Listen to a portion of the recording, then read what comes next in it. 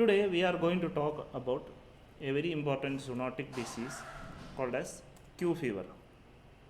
Q fever is a zoonosis that is associated with the organism Coxiella burnetii. The term Coxiella burnetii in fact comes from the two scientists who had done a lot of work on this particular organism, namely Cox and Burnett, and that is why the organism is called Coxiella burnetii. This is a small obligate intracellular gram-negative pleomorphic coccobacillus and that replicates in the macrophages and monocytes of the organisms. Now, originally it was thought to be a rickettsial organism, but currently it is placed as a separate family Coxiallaceae in the order Legionelles. And it is known to have two antigenic phases, namely phase 1 and phase 2. And it is said that the organism in the phase 1 is said to be more infectious than that of phase 2. The organism is very resistant to physical and chemical agencies, but it can survive in the environment and in soil for a very long time. However, 1 in 1000 solution of sodium hypochlorite or 1 in sodium hypochlorite, 1 in 100 solution of Lysol and formalin fumigation are known to effectively eliminate the organism from the environment. For formalin fumigation, it is important that the environment should be it needs appropriate humidity or high humidity is needed. The organism is said to be a very infectious organism, and it is said that even a single organism is sufficient to cause cocciellosis in humans. Coming to the epidemiology, the organism is widespread, prevalent all over the world, widespread and prevalent all over the world, and it is said that the disease is absent in New Zealand. And it is also believed that the organism cycles freely within the wildlife and ectoparasites of the wildlife and and there is a cycle of infection between, or there is an exchange of this organism between wildlife and domestic animals, and also between livestock and humans, and the rate of infection in farm animals can vary considerably depending upon the location as well as depending on the time. Coming to the mode of transmission, it is usually the transmission occurs via inhalation, and it happens through soil, airborne dust, wool especially, bedding of infected animals. Then abortion is a common feature, and so the feces and the birth products can cause infection to humans. And sheep is said to be a major reservoir host for humans, and also the disease can be spread by cattle. Now, milk of infected cattle, sheep and goat are important source of infection, and but pasteurization can eliminate this particular organism. So in many countries, Coxiella burnetii is said to be the index of pasteurization, and whenever a farm is selling raw milk, then many countries stipulate that they should be certified zero negative animals to cocciellosis. Now, the organism has many peculiarities because of its ability to survive in a very in the environment freely, and since it does not need any ectoparasites, and the ability to survive all makes this particular organism a very important bioterrorism agent. So the major issue when it comes to cocciellosis is abortion and stillbirth. Sometimes what happens is that you may get a weak progenies also, and the period of shedding is from usually in goats is usually 2 weeks to 52 days, and in cattle, although abortion is quite rare, the organism can be shed through milk, and once an animal gets infected, or if a cow gets infected, it is said that the animal can excrete the organism through the milk for at least several months up to 2 years following parturition, and even after 2 years also the organism can be retrieved the uh, from the bulk milk in such forms. So human infection primarily is happening by as I told you, inhalation, and the organism can be present in the milk of infected cattle, sheep and goat, then also in with the aborted materials.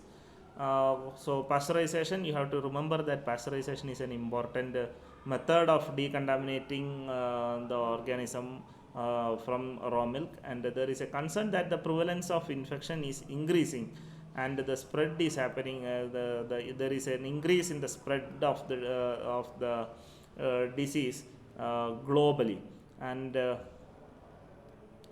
since it can be transmitted by aerosol, and since it is a very stable organism in the environment, there is a good chance of it being used as a agent for bioterrorist attacks. Now coming to the clinical signs, infection usually occurs in ruminants at any age, and the animal can remain clinically inapparent for a very long period.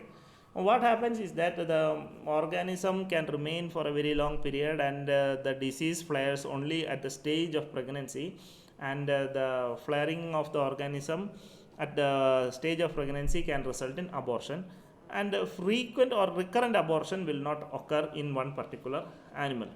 So in other conditions like in experimental infections and all, the clinical sign usually seen is anorexia only, and the abortion can occur in the later part of the lambing period and in the later stages of pregnancy. So you can get a stillbirth or a very weak calf also.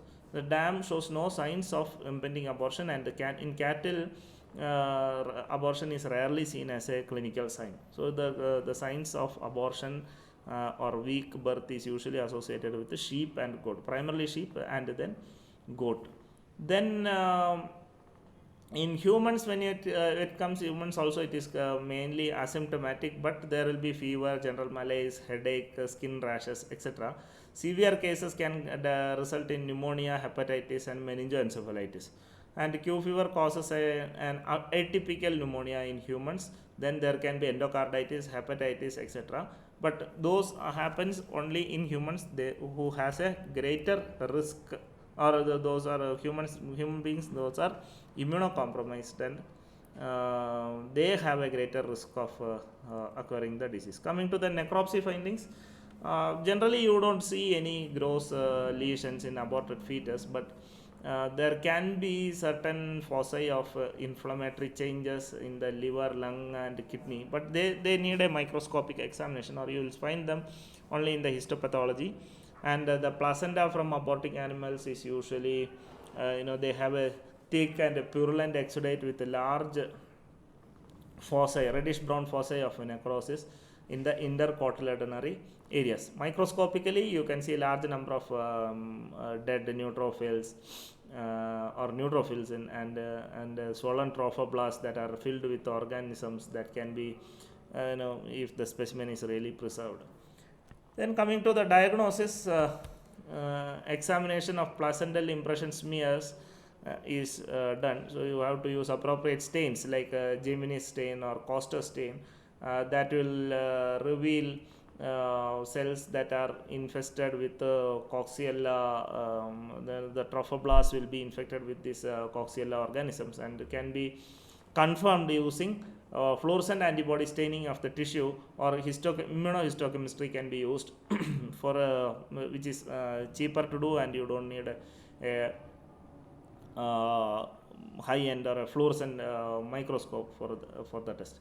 Then there are serological tests that include microagglutination, ELISA. You can do indirect immunofluorescence for the diagnostic test, and immunofluorescence is said to be the zero reference test for serodiagnosis of Q fever, and it can detect antibody to phase variants and can provide epidemiological information regarding if the animal is infected with a phase 1 organism or a phase 2 organism. Phase 1 is associated with a more chronic infection, and phase 2 is associated with the acute infection. Now coming to the Control of this particular disease um, control is, you know, affected by isolating the aborted animals, and you have to isolate the aborted animals for 3 weeks, and aborted materials should be burnt, and the manure from infected animals should be composted, and it has to be, composted for at least 6 months, so that the heat generated from the compost will kill off the organism that is present in the fecal material or other materials, and then only after about 6 months of composting only the manure should be applied on the fields, and the field area should be the feed areas of the farm or the barn should be raised to keep them from contaminating with the feces and urine. And the zoonotic relevance of the disease dictates that milk and milk products should be pasteurized. And as I told earlier, if you are selling raw milk, you have to get a certificate that the organisms from which, or the animals from which you are taking the milk, are seronegative for Coxiella burnetii. And vaccine trials are there, and animals are showing a good and persistent antibody response to such vaccines. But since there are no severe clinical signs associated with the cocciellosis, and there are no major impact of the disease clinically, the economic incentive for vaccination is not much, and the vaccination is usually neglected for cocciellosis. And in most of the countries these vaccines are not available also.